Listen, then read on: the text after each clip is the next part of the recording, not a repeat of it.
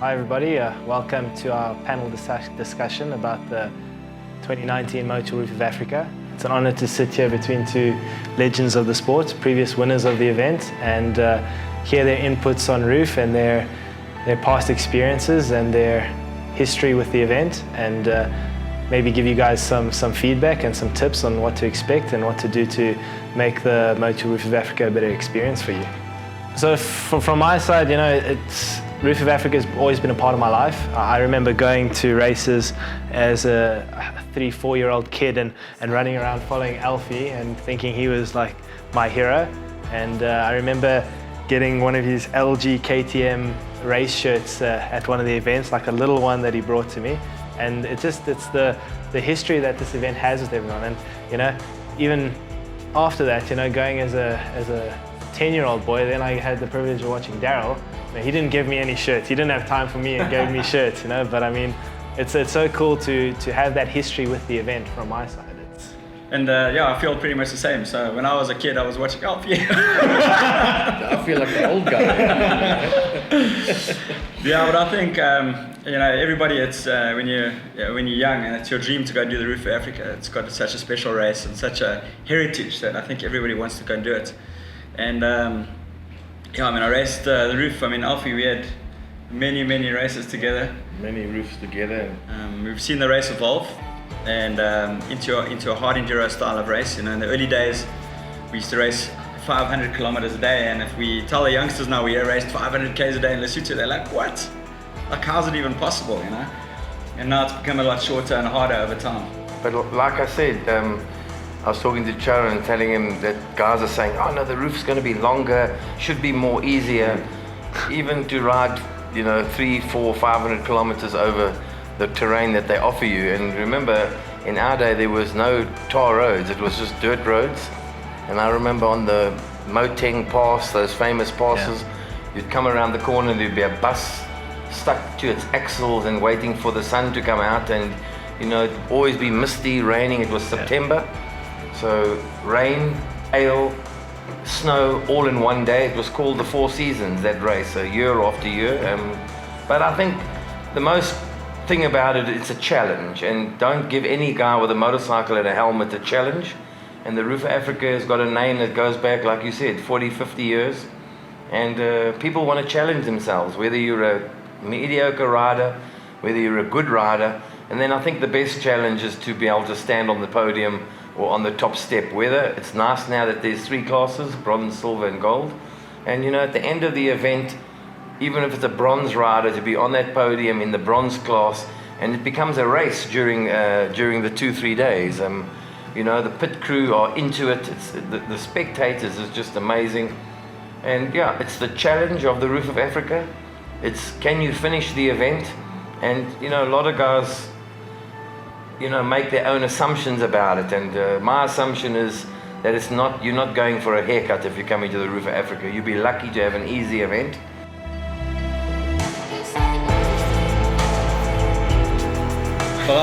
Sure, I can think of a roof. Alfie, I don't know if you remember, it was a long time ago, we raced out to Morocco Bay. We raced the first day, you and myself were very close to each other. Within 30 seconds or a minute, we were half an hour ahead of the third guy. And we got lost. Went out the markers, there were no GPSs, and the guy started catching us. It was Graham McLaughlin, brought a whole gaggle of all the gyms with all the Dirk van Zitzewitz, and everybody came, and they were onto us. And at that moment, bumped a rock with my gear lever, and I broke something in behind the clutch, somewhere like that. And I only had first gear. That's right, yes. Don't know if you remember that. And I was screaming my bike all the way. I can't remember how far it was to the service points, but I spent 45 minutes at the service point. We had a spare bike, stripped the engine, the clutch off and everything else. Eventually we got the part out and I got going, but I just wanted to catch you guys so badly. It was like, it wasn't going to happen because it was like 45 minutes. And I just remember riding like 120%, and there was this gravel road with these big foundations, and there was a pile of sand in front of it. It looked like a bike had hit it. And anyway, I hit it, back wheel clipped the concrete foundation, and I just cartwheeled into a massive hole, and I was lying there, I couldn't breathe. I was like, one of those, feel your legs, feel your arms, there's everything moving. Yeah, so I had no air. Eventually I got up, and I had a big hematoma on my leg. I ruptured my quad muscle. Couldn't walk, got back on the bike. And it's times like that where I should have stopped, but yet you just push through, and we carried on racing. Eventually you start feeling better and better, and you know, I made the finish and fell off the bike at the end, but it's things like that. You never thought about giving up back in the day. It was just push as hard as you can, always, and do the best you can. For me, it was always understanding your bike. You know, lucky I was a mechanic leaving school and also while I was at school. And to understand your bike, if something went wrong, okay, yours was the internal thing, we had to always had the elements of the rivers. Now, we used to go to the 1,000 rivers, and that was like take off in the morning and then all of a sudden the heavy rain that night, and you get there. You've seen some of the footage, literally swim your bike across, the bike is drowned, and it was who could get it running the fastest. Now the guys are so lucky with electric start. Yeah. You know, you don't even take the spark plug out anymore. These things, just the water comes out just by standing it up. There's a few tricks to getting them going, but that was one of the races that was one of the events that I won through being able to get the bike going quicker. The next river was not even 20-30 meters later. So we crossed that river 3-4 times, completely drowning the bikes. You know, hold the handlebar and swim across, quickly get the upside down, spark plug out, you know, get it going. And that was one of the things that to be able to get your bike sorted out as quick as you can, faster than we were looking at each other, kicking the things upside down, watching the water coming out, and the bike's floated, and there's still video footage of you. Yeah, your bike is running, and knowing your bike, understanding how to make it work as quick as possible, fixing a problem if you get it. Obviously, an internal problem is difficult, but that won me the Roof of Africa. Understanding my machine and knowing that I could sort something out as quick as I could, better than the next opponent.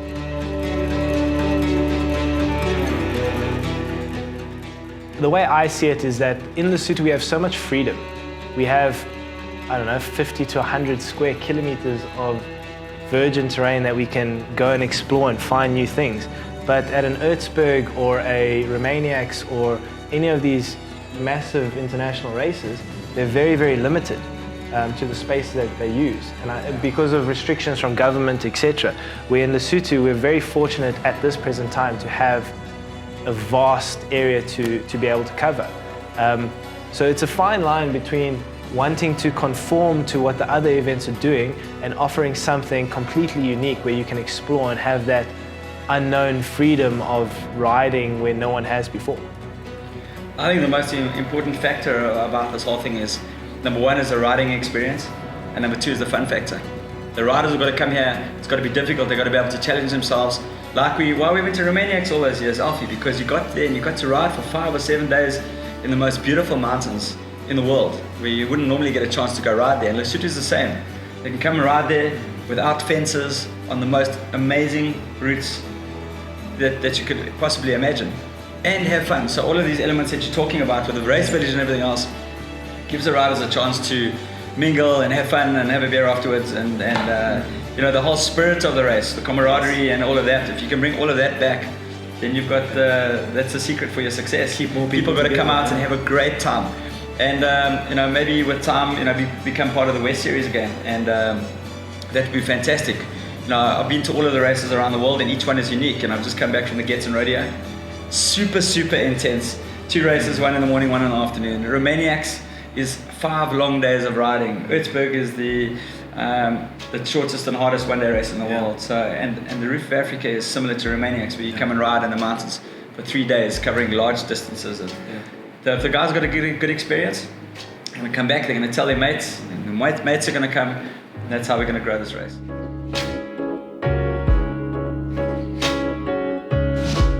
You always hear that there's the Super Enduro series starts and the roof is at the wrong time. And do you think, look, we need to obviously get it into the West Series, obviously, to get these guys there, but you know, we had quite a few blokes that were coming, and now, you know, to have just the Jarvis and, you know, the Chris Birch of the world to come, you know, we're looking for the players in the West Series. I think it's a combination of things. Obviously, the date clash is inevitable, and because it clashes, there are other commitments. So we Yes. lose the factory KTMs and the factory Husqvarnas through this.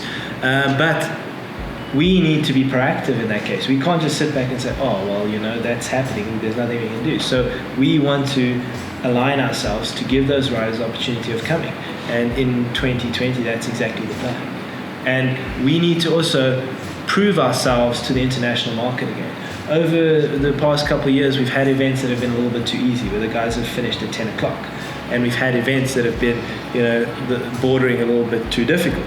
So that line, from a rider perspective, we need to deal with. And through myself and Altus de Vet, who's a multiple South African champion, who's raced all over the world, who has all the experience, can bring that to the riders. So where we can consistently have good routes for the roof.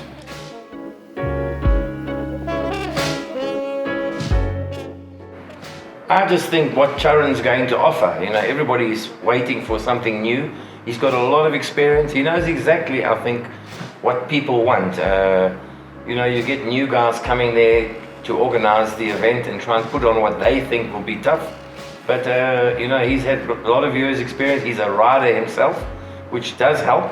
He knows exactly where the guys would suffer, where they would take longer to do things, and what sections to put in. It is a different start this year, Charan? Yeah. So last year, 2018 editions of the Motul Roof of Africa, they did away with the traditional around the houses, which was racing around the streets, around the soccer field, right there by the Basotho Hat, and moved it to Maseru Mall. So we wanted to obviously bring that tradition back. It's been around forever, and it's kind of an iconic symbol for the Roof of Africa. Something completely different that's not really done anywhere else in the world, where you can hang it flat out. Down, Yeah, exactly. Left, Drop it down and hope you don't go sliding off the road. I like Chris Birch and Altus and all the guys who have done it before. I couldn't agree more. I think it's a big part of the Roof of Africa. Everybody's so nervous about the tar racing because you get guys that are tar specialists and those that hate it. Yeah. And you're ripping it up with knobblies. Yeah. 150, 160 k's now down there straight to Elf. But the only thing is, I wish it would count. Yeah. Because now you get the top riders like Wei Young. He doesn't race around it because he doesn't want to wear the tyre out.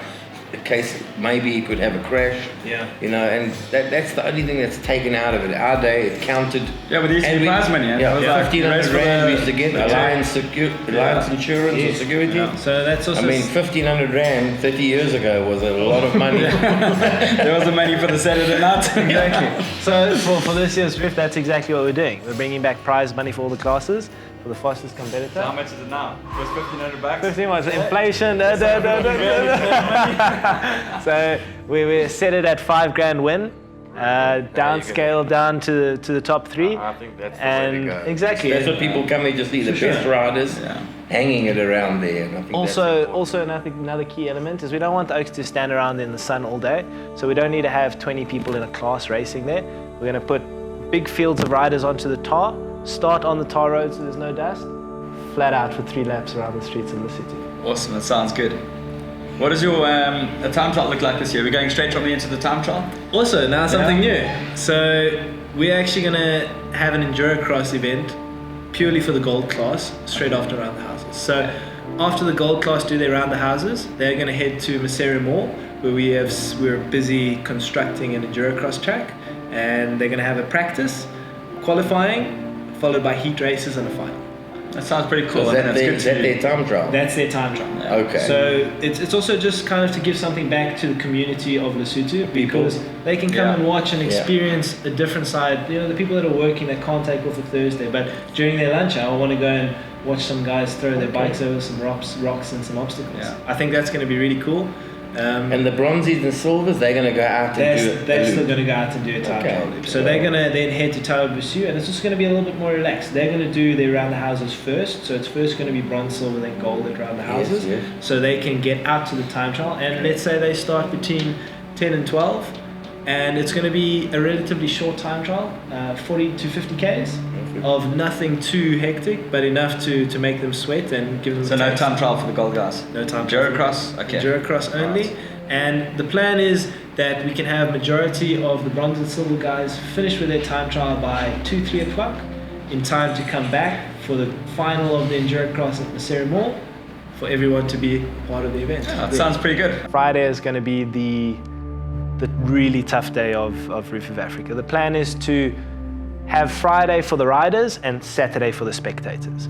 Where Friday the riders are going to go and really experience some awesome passes in Lesotho, get out into the unknown, feel like they're in the middle of nowhere, and have that element of Lesotho back.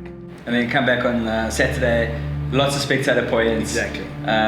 Okay, and some of the iconic passes are going to be in? Yeah, so we've got some really cool passes that we're gonna throw in there. We're going towards Bushman's area, Okay. and throwing in some cool passes around Any there. new stuff that people don't know about? There is, there? but Okay. the thing is with Lesotho, we've ridden so much in a certain area that something new is literally one cattle path away from the other one. So new, yes, but new not really as well. It's the same areas, but slightly different. Okay. But it's going to be enough that the guys are going to be happy to be riding there and going to. So you were talking about the spectators. What have you got planned for them? I mean, any villages and things like that? Because I mean, you got to get. I mean, the people, they come there in their droves, and they need to get a bit of guidance and know where to go. And That's exactly it. So it's very important. Communication is important. Social media, as you say, it's got its pros and its cons, and through it we can get to a lot of people as well. So we're going to market it aggressively so people know where they're going. We're going to have all that information available. Plus, we're going to have a newly incorporated Roof of Africa village. So the start finish is now going to be a lot closer to Maseru. So it's going to be a lot easier for all the competitors. And in that village, we're setting up a camping village. We're going to have a major bar area with music and DJs. We're going to have a lot of entertainment going on there, and just bring the whole vibe together.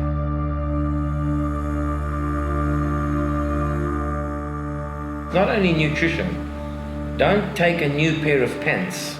Because I'm going to the roof, I'm going to take my brand new pair of pants. Go and use it once or twice. Understand, you get chafing. Happens all the time. Bloke gets there with a new pair of pants. There's nothing worse than having your bum cheeks rubbed raw. And, you've got to use that product, Ass Magic, or whatever they call it. But, clothing, even if it's a shirt, if it's uncomfortable, a new chest protector, putting all this stuff on, make yourself, you're uncomfortable, you need to use it once or twice before you go to the roof. So understand that I'm comfortable in my clothing, the seating position, all of that. I'm not going to make a suspension change a day before I go to the roof, in other words. The nutrition, everything, those things are already fixed, I believe.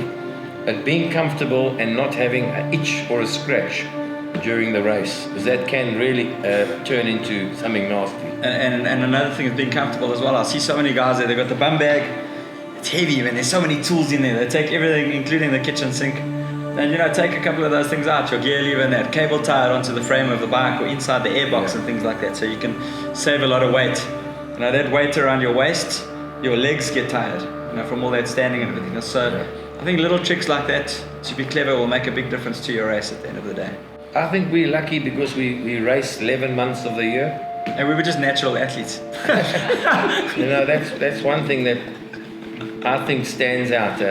We don't have a winter, so we don't stop racing like the Europeans do in winter time. We race 11 months of the year.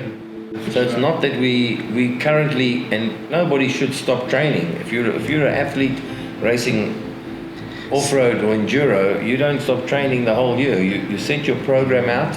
So there's nothing different going to the roof.